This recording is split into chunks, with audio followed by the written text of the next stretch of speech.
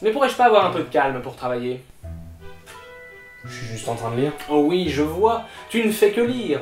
Donc tu vas attendre que je lance la caméra pour enregistrer, pour tourner la page, et ainsi faire du bruit et me faire rater ma prise. C'est bien cela? T'en as pas marre de me faire chier sans déconner. Et toi alors? N'en as-tu pas marre de rester ici, à regarder ceux qui travaillent vraiment? Tu joues les gros durs, à nous faire trimer pour une chaîne YouTube qui n'occupe que 3 pelés et un tondu pendant leur pause pipi, alors que, physiologiquement, nous avons le même corps. Je ne vois donc pas pourquoi tu pourrais me menacer de violence, et pourquoi donc je t'obéirais. Déjà parce que moi j'aurais le courage de te défoncer la gueule à coup de pompe à vélo. Et en plus de quoi tu te plains? Tu voulais parler d'un truc, on te laisse le faire. Pourquoi tu fais chier? Je trouve ça seulement injuste que nous soyons logés à la même enseigne alors que mon travail est bien plus important que le tien. Ton travail, je pourrais pas le faire si j'avais pas fait ce qu'il fallait. Ok? Donc là tu vas commencer à parler de tes gros lézards, et tu vas plus m'adresser la parole. C'est clair? Je suis juste là pour surveiller la pièce, moi. J'en ai rien à péter de ce que tu fais. Évidemment. Tout ça pour rester toute la journée devant la télé. Minable. T'as gagné, je me casse.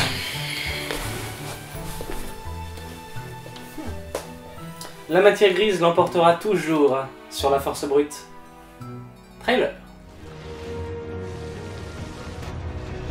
ACU building online.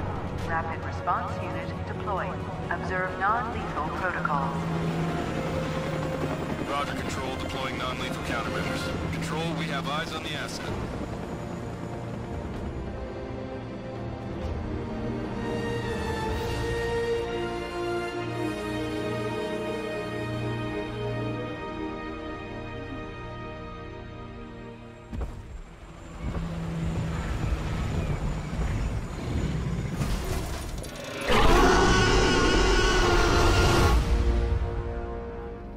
Jurassic World Evolution, un jeu de Frontier Developments disponible depuis le 12 juin 2018. J'ai eu une franche envie de partager avec vous ma découverte de ce jeu qui vous permettra, tel le professeur John Hammond, de créer un parc d'attractions basé sur les plus formidables créatures que notre Terre ait jamais portées. Le jeu vous propose de rejoindre l'archipel de la Muerte, La mort en espagnol. afin d'y construire et d'y entretenir plusieurs parcs différents en vous affranchissant des contraintes géographiques et météorologiques. Au début du jeu, vous n'aurez accès qu'à une première île, Isla Matanceros, qui vous servira de didacticiel, sur laquelle vous n'affronterez aucune difficulté réellement oppressante. Cela va nous permettre cependant de découvrir Jurassic World Evolution et son gameplay. La gestion du parc se révèle assez simple. Vous devez créer des enclos pour vos dinosaures, assurant qu'ils ont assez d'espace pour courir, de la nourriture adaptée ainsi que de l'eau. Une fois cela fait, les laboratoires de création vous permettront d'incuber un dinosaure. Incuber signifie couver artificiellement des œufs afin qu'ils éclosent, pour les quelques incultes au fond de la salle. Une fois le dinosaure né, vous pourrez alors le libérer dans la nature et observer son comportement. Ici par exemple, votre premier dinosaure, un Struthiomimus. Il ne ressemble à rien, je vous l'accorde, mais ça me surprendrait toutefois d'en croiser un dans mon jardin. Et pas seulement parce que je n'ai pas de jardin. Pour les surveiller et les entretenir, il ne faudra surtout pas oublier d'avoir des postes de garde, en jeep pour remplir les mangeoires, réparer les clôtures et soigner les dinosaures, et en hélicoptère pour les mauvais bougres qui essaieraient de s'échapper. La présence de dinosaures rendra votre parc attrayant. Les visiteurs afflueront alors et il faudra les satisfaire. S'assurer que les dinosaures sont bien visibles et que les visiteurs ont de quoi manger et de quoi se distraire. Parce que les gros bestiaux de plusieurs tonnes qu'on a ramenés à la vie, ça ne suffit pas pour les distraire, il faut évidemment qu'ils achètent des t-shirts et qu'ils puissent aller au bowling. Le monde est tombé bien bas. Plus tard, il faudra également gérer les logements via des hôtels et les transports via un monorail. Mais ces choses-là, comme d'ailleurs de nombreuses races de dinosaures, il va falloir les débloquer. Les dinosaures sont découverts via des fossiles, trouvés lors des expéditions que vous commanderez, dont l'ADN devra être extrait pour avoir au moins 50% du génome. Donc des dinosaures avec seulement la moitié de leur ADN. Avec un seul œil et l'anus à la place de la bouche. Pour ce qui est des bâtiments et des îles suivantes, il faudra améliorer votre parc pour qu'il reçoive un nombre d'étoiles satisfaisant, et réussir des missions auprès des pôles scientifiques, divertissement et sécurité, pour augmenter votre réputation. Un pôle satisfait vous récompensera, un pôle délaissé sabotera vos installations. Le pôle sécurité qui sabote les enclos afin de laisser les dinosaures attaquer les gens, ça me paraît un peu paradoxal. Le pôle divertissement par contre...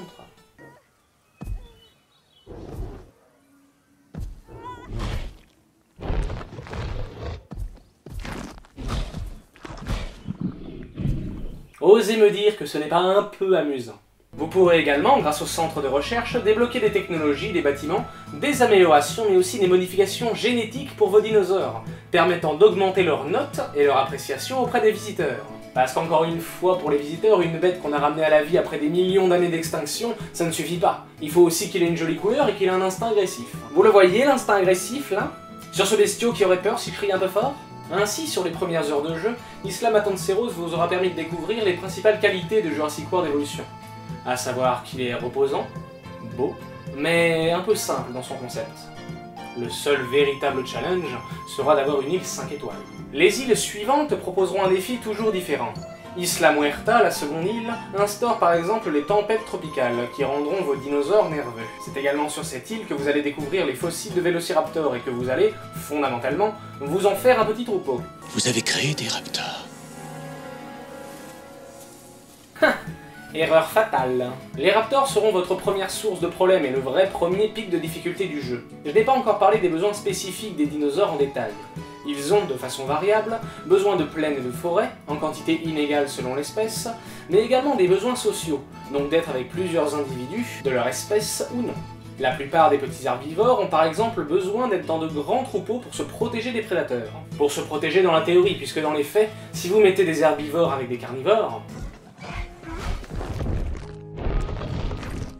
ils meurent. Les raptors, eux, ont d'une part besoin d'un espace assez large et forestier, mais également d'être au moins 4.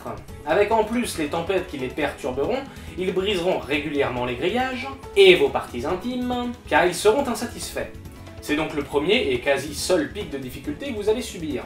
Le reste des contraintes dans les autres îles ne vous dérangeront pas tant, car vous apprendrez vite à enfermer derrière 2 barrières vos carnivores les plus sensibles, et à ne pas incuber des dinosaures fragiles quand vos caisses sont vides. Isla Takano, 3e île, est en faillite, et il faudra vendre des bâtiments et construire rapidement un petit enclos. Isla Pena est ridiculement petite et étroite, vous devrez optimiser les 3 enclos maximum que vous parviendrez à construire, en plus de devoir gérer des tempêtes tropicales. Faire venir des visiteurs sur cette île et y héberger des créatures gigantesques et dangereuses est, évidemment, une excellente idée. Isla Sorna abrite quelques dinosaures en liberté que vous pourrez capturer, et est de très grande taille, ce qui rendra la quête des 5 étoiles assez rude. Pour finir, Isla Nublar est une île bac à sable, sans mission, sans objectif, juste faire le gros parc de vos rêves. Bien, maintenant que nous avons fait le tour de ce que propose objectivement le jeu, parlons de ce qui me pousse à vous en parler aujourd'hui. J'ai particulièrement aimé jouer à Jurassic World Evolution. Ce n'est pas un jeu de gestion poussé, puisque, comme je l'ai dit, il ne présente que peu de difficultés, cependant il est très libre dans la création de ses enclos. L'intelligence des dinosaures est proche de celle d'un animal sauvage. Ils se rencontrent, communiquent, se battent pour leur territoire, réagissent aux interactions que vous pouvez avoir avec eux. Oui, parce que vous pouvez prendre contrôle des voitures et des hélicoptères des gardes, ce qui est plutôt intéressant en termes d'immersion dans l'univers. L'immersion, encore une fois pour le zouave au fond de la salle, c'est quand on s'investit émotionnellement dans le jeu et qu'on s'y sent présent. Finalement, seules quelques missions particulières des îles présenteront quelques difficultés à être réalisées. Mais vu que vous avez un temps illimité pour les faire, il vous suffira d'avoir assez d'espace et d'argent. Personnellement, je passais des heures à regarder mes différents parcs tourner, une fois qu'ils étaient bien gérés, en attendant d'avoir l'argent pour le faire progresser encore. Regarder ces mythiques créatures, leur comportement bestial, et prendre le temps de lire les éléments encyclopédiques qui décrivent les dinosaures et leur habitat naturel. Ce jeu va vous enseigner des tas de choses, comme par exemple, saviez-vous que le Polacanthus, herbivore cuirassé du Crétacé supérieur, a été découvert au Royaume-Uni et qu'il... Chiant. Ignare. Si vous avez raté Jurassic World Evolution, n'hésitez pas à vous le procurer. Mon discours vous ayant évidemment convaincu que ce jeu, malgré son évidente simplicité, est reposant et captivant. Je n'ai évidemment pas tout détaillé lors de cette critique, puisque je vous laisse la surprise et la découverte de quelques éléments du jeu. Je vous souhaite donc à tous une très bonne fin de journée, et surtout, n'oubliez pas... Vous êtes entre leurs mains.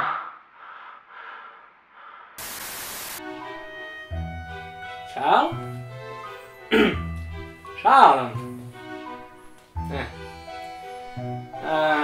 Une prochaine fois, portez-vous bien. Charles? Tu dois venir voir.